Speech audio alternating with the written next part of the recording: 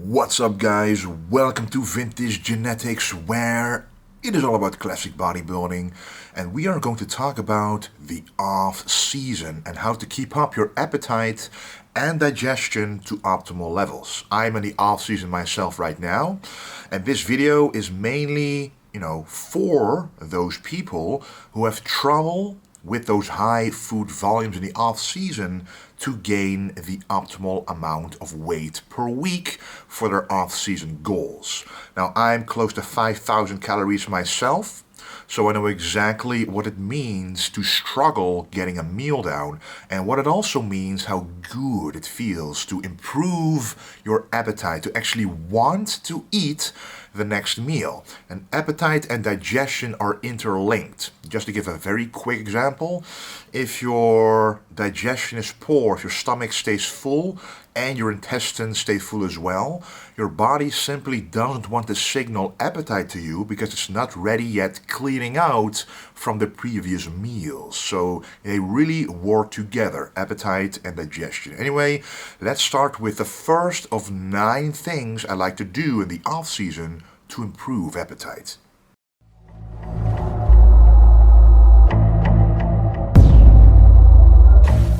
Number 1, and that's what I do every single morning, simply take a 20-minute walk outside. Do 20 minutes of cardio on the bike or on a treadmill. It doesn't matter. Just do 20 minutes of activity before the first meal of the day. Now, what does this do? For most people, when you're in the off season and you've been in it for a few weeks or even months, then your blood sugar level might be incrementally rising from week to week. So when you wake up and your fasting blood glucose levels are higher than they should be, then your appetite signals are suppressed, because when you get a lower blood sugar level, that's when appetite signaling is increased. One of the best, most efficient and most healthy ways to lower blood glucose levels is by taking a walk. Simply moving literally uses up those blood sugar molecules, uses up energy, and it makes it easier for your body to, get rid of that high blood sugar level. So also walking outside is also good for gut motility, the movement of the gut, of the intestines, to actually digest and process the food you have eaten the previous day. And most likely, in most cases, at least in my personal case, after you take a 20-minute walk, you go home, you go to the bathroom, and that's an incredible start of the day. Number 2, make the first meal of the day, your breakfast, big and delicious. So while you're doing this 20-minute walk or 20-minute cardio, you actually in your head want to look forward to that first meal, because that sets the rest of the day, that sets the standard. And you also want to make it quite big, because when it's delicious, you can actually eat more of it easier, and that way you can actually get a big portion of your calories down at the first meal of the day.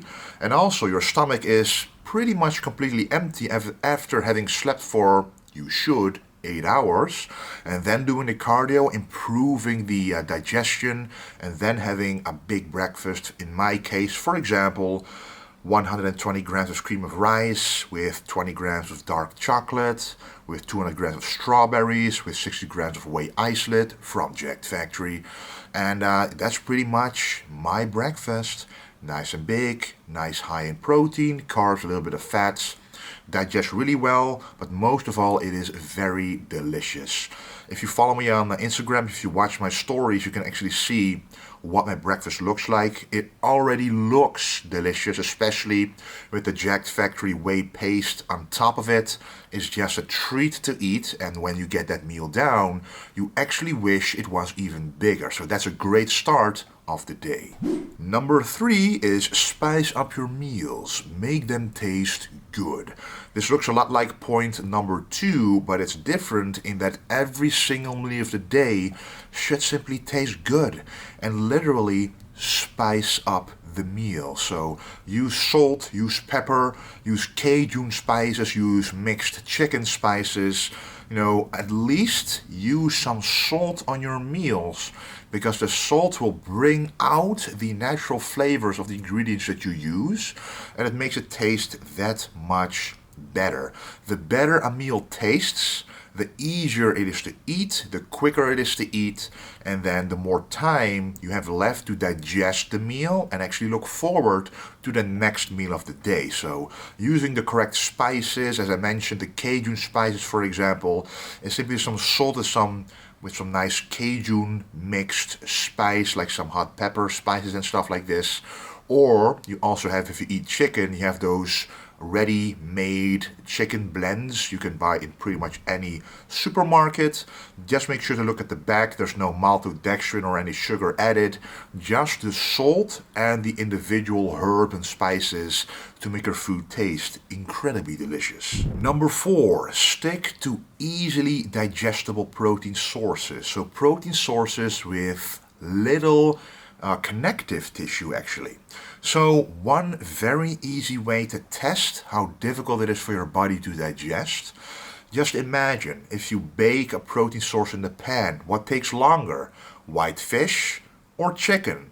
Or chicken or beef? White fish cooks the quickest, so it literally is more easy to process for your body as well, because there's less tissue and connective tissue to go through for the heat to have to go through in order to heat it up in the pan to bake it, but also for your digestive acids and digestive enzymes to actually digest the protein source. So there is easy to digest protein source naturally, like fish has less connective tissue compared to chicken and beef, but also mechanically digested foods like ground chicken, ground turkey, and ground beef, which pretty much has the same macros as the whole protein source, which isn't mechanically altered or processed, but it's easier to digest because it has more surface area for the digestive enzymes and the stomach acid to work on, and it will digest quicker. Number 5, avoid drinking water during the meal. So I like to drink at least 5 to 6 liters of water every single day. I just like to drink water. I think it's delicious. I'm thirsty quite often.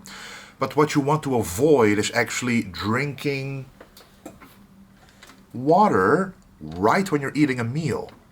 So what happens is when you drink water and it mixes up with your food and stomach acids, it dilutes the acidity of your stomach, and it makes the volume of the food in your stomach bigger.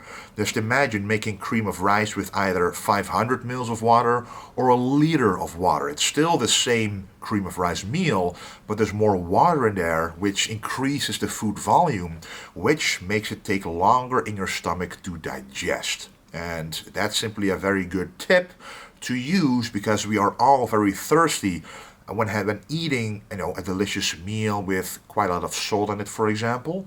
But you have to fight that thirst for at least 15 to 20 minutes after the meal, and then you can start drinking the water. That's really the easiest way to get the water in, drinking water in between the meals, but also drink plenty during the workout. So you're actually hydrated around the workout, which is most important, of course, and shift the water drinking more towards before fasted cardio. I drink a liter then, for example. That's already 3 liters down at times that I don't eat. So that's very easy to get your water in. And water, guys, is very important. So when your food volume goes up, you automatically might not want to drink as much water, but try to schedule it in between every meal. Just make sure to drink 500 ml of water, for example, and you will be golden. Number 6, 10-minute walks after having eaten a meal. Now, this is something that might not be practical for most people who have a busy job, for example. You can't just stand up and walk around for 10 minutes after eating a meal on the job. But for most people, it should be possible to at least do this 1, 2, maybe 3 times a day. And every time you do this, it not only is good for your digestion, as I mentioned in the beginning as point number 1, the 20-minute walk in the morning, but it also lowers the blood sugar. It more easily processes the carbohydrates from the meal you just ate, lowers and stabilizes blood sugar faster than if you wouldn't. And remember, the faster you can drop your blood sugar level, the more hunger and the more appetite signaling will happen. So 10-minute walks is not only good for the digestion, appetite and blood glucose, but also to actually burn and prevent some extra fat from being accumulated during the off season. Number 7, move fats to the last meal of the day.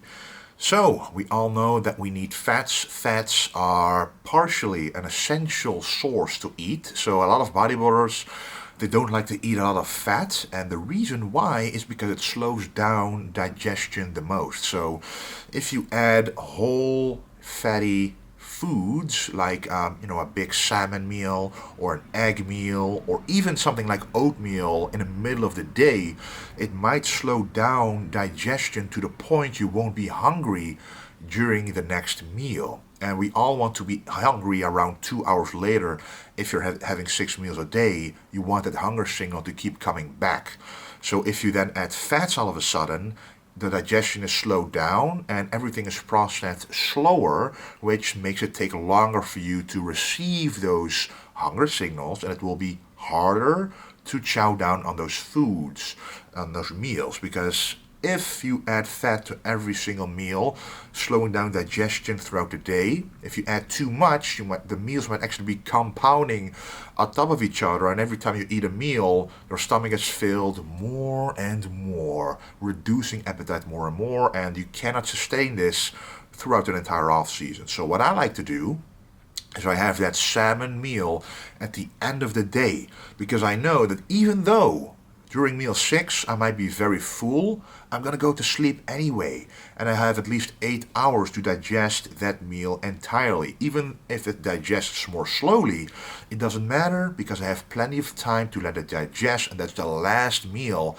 so I can afford to feel a little more full. So moving the fats to the last meal of the day and minimizing the fats on the meals in between the breakfast and the last meal would optimize digestion. Some people might have to add some fats anyway because their calories are simply so high and only adding carbs is unrealistic and impractical.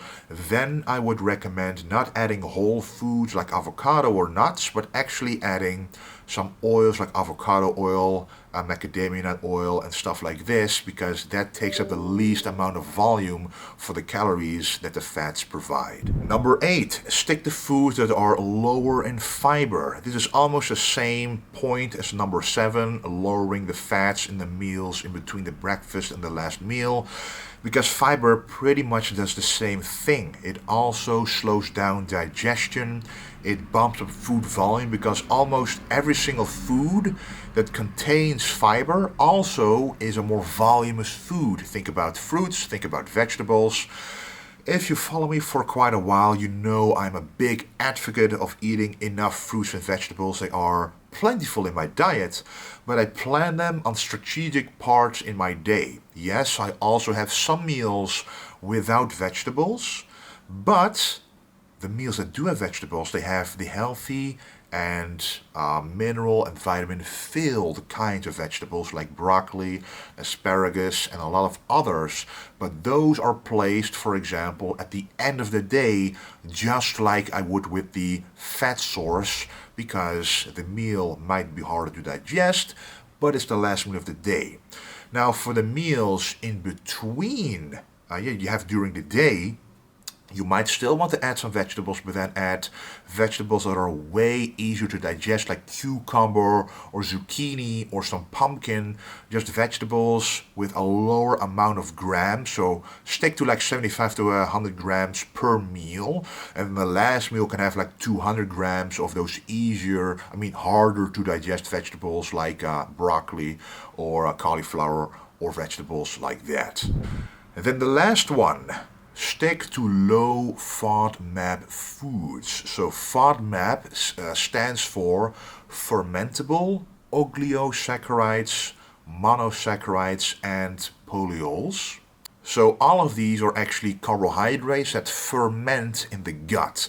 Fermentation is caused by bacteria actually feeding on those carbohydrate sources and then releasing gas as a byproduct of this fermentation process.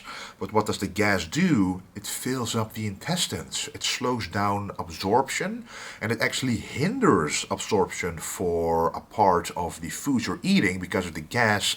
It literally blocks some of the food from being properly absorbed, and you will be bloated. And we all know that feeling bloated, being bloated, is the opposite of feeling hungry, getting appetite up, or having a good digestion. So if you notice that you're bloating a lot, it might not only be because of the high food volume, but also the food ingredients. So I mentioned broccoli, for example, and cauliflower at the last point. Those are high in FODMAPs, which means if you eat them, the chance that it will ferment and cause gas is quite high. The same for beans and lentils. We all know someone who ate some beans and, got a lot of gas forming. That's not something that you want in the off season. So, when I was talking about having vegetables in the meals throughout the day, even though it might slow down digestion, you might want to stick to lower FODMAP vegetables like cucumber, zucchini, eggplant, bell peppers, pumpkin, some lettuce, for example. Green leafy vegetables are mostly low in FODMAP, and vegetables like this will actually prevent a lot of gas from forming, yet still provide the minerals and vitamins you need to, be a support to your metabolism. So remember, guys, just because you're in the off season doesn't mean you should lower vegetables to zero, because if you lower them to zero, you might be able to up your food intake, but your metabolism and protein metabolism might not be fully functional because you're literally missing some vitamins to aid in this metabolic process to actually make sure that you get all the protein going where it needs to go, like the muscle. That is not what we want, guys. So my overall recommendation is to simply keep vegetables and fruits in your diet, stick to low FODMAP versions and lower in fiber versions. And if you, find out that your total fiber intake is therefore too low, you might want to use some psyllium husk in either the first or the last meal of the day, where it's the most easy point of the day where you can actually digest and handle those fibers. So, especially if you're still missing some vegetables, some fiber sources throughout the day, you can always add them to the last meal of the day. Simply struggle a little bit more with that meal, but you will know it will digest throughout the entire night anyway. But if it does make you bloat even in the morning, then make sure to lower it even in that meal as well, guys. Some people need to eat 6, 7, 8, 900 grams of carbohydrates, and it becomes very difficult. If you are up to that 5,000 to 6,000 calorie mark, your digestion naturally isn't prepared to handle all that food. So the food choices are very important here. And also, not just a low FODMAP, but also sticking to lower fiber foods, switching the oats to cream of rice, for example, switching brown rice to white rice. Even white bread can be utilized. Stuff like this are all helpful tools to get your food down easier. Okay, guys, I hope this video helped a little bit. These are just 9 of the many more pointers that you can use to improve appetite and digestion in the off season. Right now my weight is about 123 kilos, which I'm very happy about, and progress is going really awesome. And this is just the start of the off season, and I want to try to maintain conditioning as good as possible. So a very good diet with promoting appetite and digestion properties is important. Anyway, guys, thank you for watching. Don't forget to check out vintagegenetics.com, for example, this scoop neck oversized shirt and many more old school clothing and apparel. Once again, thanks for watching, and don't forget to stay golden.